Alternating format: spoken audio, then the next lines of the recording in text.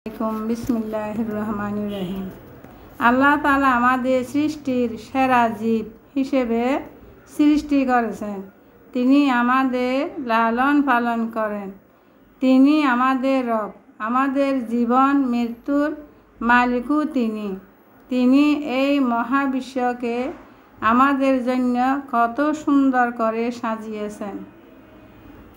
আসমান, জমিন, চাঁদ, সূরজ, ফল, ফসল, গাছপালা, নদী, নালা, পাহাড়, পর্বত সব কিছুই আমাদের জন্য সৃষ্টি করেছেন। তিনি সব কিছুকে আমাদের অনুগত করে দিয়েছেন। আর তিনি আমাদের সৃষ্টি করেছেন শুধু তারও ইবাদতের জন্য। আল্লাহ তাআলা বলেছেন,